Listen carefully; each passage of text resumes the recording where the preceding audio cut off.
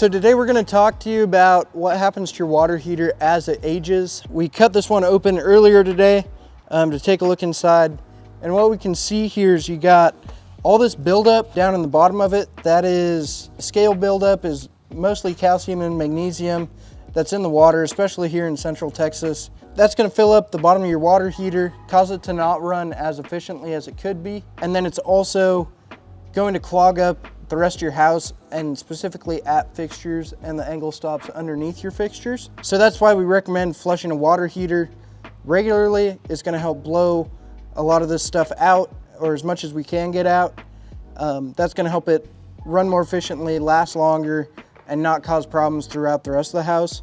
What we can also see here, you have an anode rod. This is a segmented anode rod that what it does is it collects all of that scale buildup. And the idea is if it collects onto here, then it's not going to clog up the bottom of your water heater and all that. We'd rather have it collect onto here. We can replace the anode rods about every 5 years, and that's going to help everything run more efficiently and last longer. So the city pumps in chlorine and fluoride in the water to make it clean enough to drink. But you also have really hard water, especially here in Central Texas, that causes the buildup inside of the water heater and throughout your house. So you may notice that buildup happening at all your fixtures, especially your shower head's going to be the most noticeable place.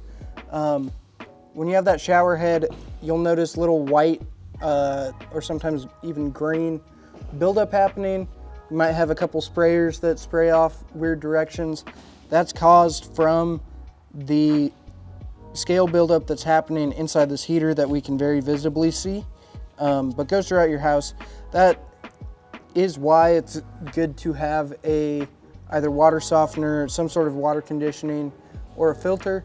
That's going to help that buildup happen less and less, and protect all your fixtures, protect your water heater, help everything to last longer, and not have any issues with things clogging up.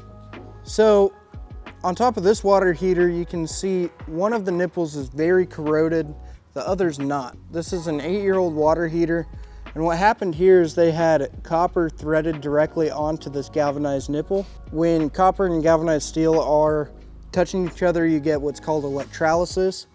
That causes corrosion to happen very quickly because it's two dissimilar metals in contact with each other. You see that the most often with galvanized and copper together. They do not mix well. If you see that on your water heater, you need to address that. Basically, what should have been here is brass. Brass is able to go between galvanized and copper and be in between that and help prevent that electrolysis and corrosion to happen.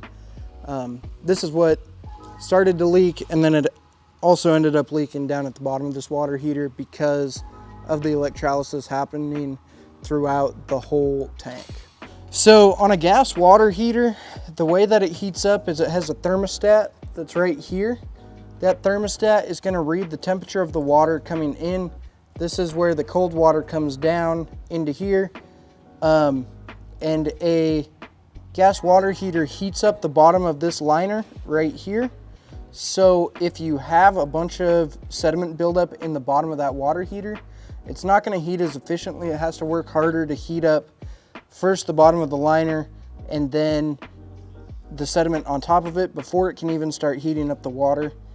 So that's why it's important to flush as often as possible, at least once a year, preferably twice a year. What also happens on a gas water heater is we see those leaking out the bottom more often than an electric water heater, where because it's heating the bottom of this liner, if you have your water heater cranked way up over factory settings, that's going to eat through the bottom of this liner pretty quickly.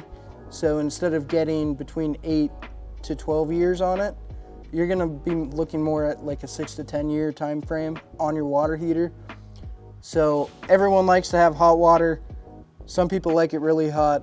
The hotter your water heater's running, the faster it's going to burn through that bottom of the liner, cause cracks to happen, and then you got a leaking water heater. So we recommend keeping water heaters at about 120 degrees, which is factory settings.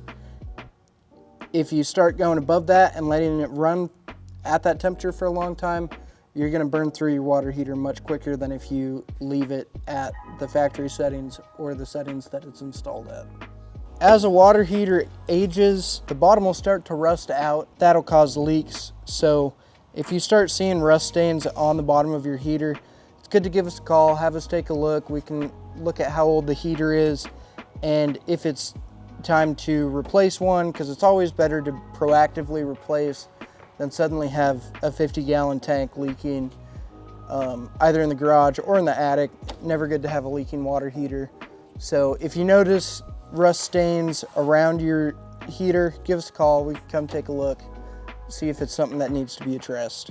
All right, that's all the things you need to know on what happens to your water heater as it ages. If you got any questions, want us to take a look at your unit, give us a call. We'd be happy to come take a look. Don't forget to like and subscribe, and we'll catch you on the next one.